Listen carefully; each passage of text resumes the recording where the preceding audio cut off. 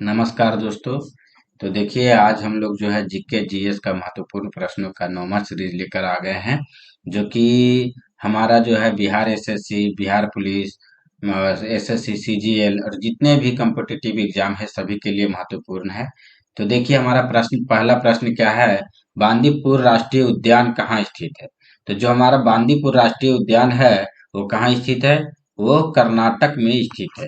बांदीपुर राष्ट्रीय उद्यान कर्नाटक में स्थित है। ये केरल गलत है, गुजरात गलत है, सिक्किम गलत है। बांदीपुर राष्ट्रीय उद्यान कहाँ है? तो कर्नाटक में है। अगला है, समुद्र में ज्वार भाटा आने का क्या कारण होता है? तो देखिए, मान लीजिए कि ये समुद्र है, तो समुद्र का जल ऊपर उठने का, ऐसा उठने का क्या कारण होता है? तो देखिए, इसका ऊपर उठने का कारण ये होता है कि एक तरफ सूरज और एक तरफ जो है चंद्रमा, दोनों जो है इस पर जो है आकर्षण शक्ति लगाता है, गुरुत्वाकर्षण बल लगाता है। तो ये जो वाटर है, ऐसा वाटर है, ये ऊपर की ओर क्या हो जाता है, ये दोनों के फोर्स से ऐसा उठ जाता है। तो ये ऊपर की ओर उठा लिया जाता है, जिससे ये ज्वार भाटा आता है। तो आप समझ गए होंगे। तो ये इसमें हमारा जो आंसर होगा, ये 3 नंबर होगा कि सूर्य एवं चंद्रमा की आकर्षण शक्ति से ज्वारभाटा आता है। अगला है, पुरालेख शास्त्र किसका अध्ययन है? तो पुरालेख शास्त्र जो होता है वो पुराने चट्टानों यानी शिलालेखों का अध्ययन होता है। ये सिक्कों का अध्ययन नहीं होता, ये न्यूमिस्मेटिक होता है। ये मंदिर भी नहीं होता, पक्षी भी नहीं होता है। ये जो है अर्निथोलॉजी हो जाता है। तो कहने का मतलब शिलालेख का अध्ययन पुरालेख शास्त्र में जो है आता है। अगला प्रश्न है, श्री शांति कुमार बख्शी क्या थे? तो क्या श्री शांति कुमार बख्शी एक समाजवादी नेता थे? नहीं। ये क्रांतिकारी नेता थे। तो जी बिल्कुल सही बात है, ये एक क्रांतिकारी नेता थे शांति कुमार बख्शी। नरमपंथी दल के ये नहीं थे, ये गरमपंथी दल के थे। ये 1857 के विद्रोह के नेता भी नहीं थे। अगला प्रश्न है, शारदा एक्ट कब पास हुआ? तो शारदा एक्ट जो है वो जो केंद्रीय मंत्रिमंडल था उसके द्वारा 1929 में लाया गया था, बाल विवाह को रोकने के लिए। जो लाया गया था 1931 में पास हुआ, सॉरी 1929 में, 1929 में ये पास हुआ, लेकिन लागू हुआ 1930 में। तो यहाँ पूछ रहा कब पास हुआ, तो 1929 में ये पास हो गया, लेकिन 1929 में पास होने के बाद ये 1930 में लागू हुआ। तो इस बात का ध्यान रखेंगे कि लागू कब हुआ। तो ये जो है केंद्रीय विधानसभा द्वारा जो है पास कर दिया गया 1929 में, लेकिन लागू हुआ 1930 में। ठीक है, अगला प्रश्न पे चलते हैं। राष्ट्रकूट वंश की राजधानी कहाँ थी? तो जो राष्ट्रकूट वंश था उसका राजधानी कहाँ था? वातापी नहीं था, ये नागार्जुनी कोंड नहीं था, ये मान्यखेत था। उसकी राजधानी कहाँ था?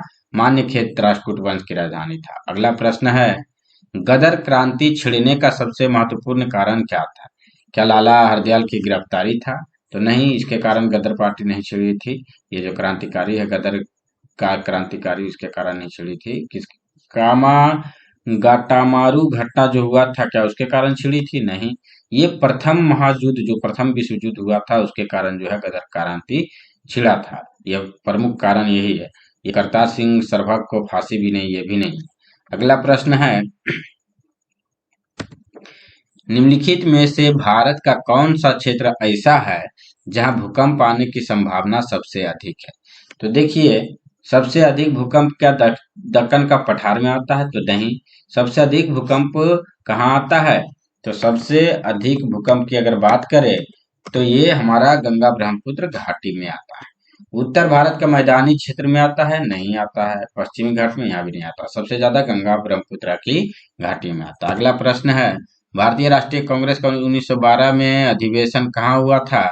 तो बांकीपुर एवं पटना में जो है भारतीय राष्ट्रीय कांग्रेस का 1912 का अधिवेशन हुआ था। बांकीपुर में एक जगह है पटना, तो बांकीपुर में नहीं, पटना में, सॉरी, पटना में एक जगह है बांकीपुर, तो वहीं हमारा क्या हुआ था, एह,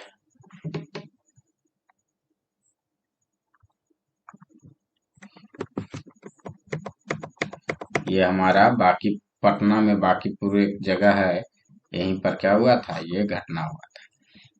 1912 में ये अधिवेशन हुआ था। अगला प्रश्न है,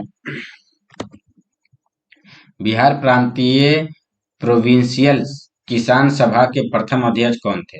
तो बिहार प्रांतीय प्रोविंशियल किसान सभा के जो अध्यक्ष थे वो कौन थे? तो ये स्वामी सहजानंद सरस्वती थे। ये जुबेर नहीं थे, ये डॉक्टर राजेंद्र प्रसाद भी नहीं थे, कृष्ण सिंह भी नहीं थे। स्वामी सहजानंद सरस्वती जो है वो बिहार प्रांतीय प्रोविंशियल किसान सभा के अध्यक्ष थे। अगला प्रश्न है, बिहार राज्य का बिहार नाम किस काल में पड़ा? तो जो बिहार राज्य है उसका बिहार नाम किस काल में पड़ा? तो इसका बिहार राज्य का बिहार नाम जो है ये तुगलक काल में पड़ा। ये मौर्य काल में नहीं, बुद्ध काल में नहीं, मुगल काल में नहीं, तुगलक काल में जो है बिहार नाम पड़ा। अगला प्रश्न है, माउंट एटना क्या है? देखिए, माउंट एटना एक पर्वत तो है, लेकिन कैसा पर्वत है? ये एक ज्वालामुखी पर्वत है। ठीक है, ये गलत, ये गलत, ये गलत। तो कहने का मतलब ये एक ज्वालामुखी है, और ये ज्वालामुखी निकलने के बाद ये जमा हो गया लावा, जिससे पर्वत के रूप में दिखता है। अगला प्रश्न है, किसी स्थान का मानक समय निर्धारित करने का आधार क्या होता है? तो किसी भी जगह का मानक समय जो निर्धारित करने का हमारा जो आधार है वो देशांतर रेखा नहीं, ये अक्षांश रेखा भी नहीं, अंतरराष्ट्रीय रेखा, तिथि रेखा भी नहीं, ये प्रधान मध्याह्न रेखा है, जिससे हम लोग जो है क्या करते हैं, समय का निर्धारण करते हैं कि ये कितना डिग्री जो है आगे है, कितना डिग्री जो है पीछे है, 5.5 घंटा आगे है, 4.5 घंटा पीछे है, इस तरह से जो है देखते हैं। अगला प्रश्न है, 1908 के बिहार प्रादेशिक सम्मेलन में पृथक बिहार प्रांत के गठन का प्रस्ताव किसने रखा? यानी 1908 के जो बिहार प्रादेशिक सम्मेलन था उसमें भी पृथक बिहार प्रांत का गठन का प्रस्ताव जो है वो कौन रखे थे? तो ये अलीम इमाम नहीं रखे थे, मौलाना मजरूल हक भी नहीं रखे थे, ये फखरुद्दीन जो है वही जो है वो बिहार प्रांत के गठन का प्रस्ताव रखे थे कि ये एक अलग प्रांत बनेगा। अगला प्रश्न है कि बिरसा मुंडा के गुरु कौन है? बिरसा मुंडा तो आप लोग शुरू सुने ही होंगे। तो इनका गुरु कौन है? तो इनका गुरु का नाम था आनंद पांडे। बिरसा मुंडा के गुरु का नाम, ये मंगल पांडे नहीं, यात्रा भगत नहीं, स्वामी सहजानंद सरस्वती भी नहीं। अगला प्रश्न है, ग्रैंड कैनियन क्या है? तो जो ग्रैंड कैनियन है ये एक तंग घाटी, मतलब एकदम सिकुड़ा हुआ घाटी का नाम है, एकदम पतला घाटी, संकीर्ण घाटी का नाम है। ये तोप का नाम नहीं है, ये नदी का नाम नहीं है, पुराना तोप का नाम नहीं है, ये तंग घाटी का नाम है। अगला प्रश्न है, अंतर्राष्ट्रीय स्वतंत्र प्रेस दिवस कब मनाया जाता है?